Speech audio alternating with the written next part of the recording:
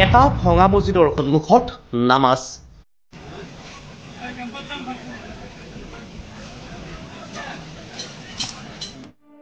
কান্দি কান্দি কৰিলে দোৱা। নগাঁৱত উচ্ছেদিতৰ মাজত হাহাকাৰ। কান্দি কান্দি আল্লাহৰ ওচৰত দোৱা কৰিলে এইসকল মুছলমান লোকে। শেহতীয়াকৈ মধ্য অসমত বৃহৎ উচ্ছেদ অভিযান চলাইছে নগাঁও প্ৰশাসনে। নগাঁৱৰ লাটুমাৰীত আজি 3 দিন ধৰি সৰ্ববৃহৎ উচ্ছেদ অভিযান চলিছে। দখল কৰি থকা চৰকাৰী ভূমি বেদখল কৰিবৰ কাৰণে উঠি পৰি লাগিছে এতিয়া ৰাজ্য চৰকাৰ।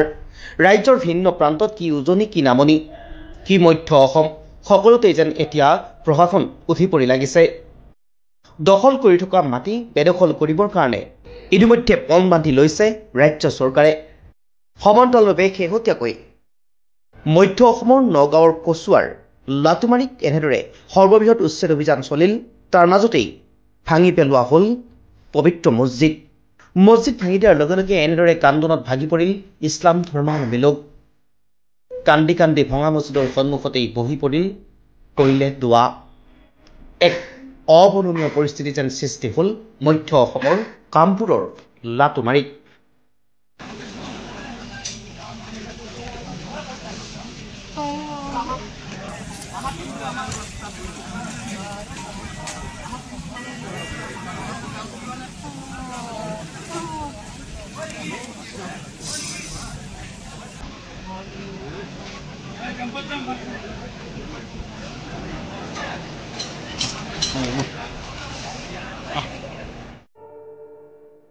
News Text, Positive Life.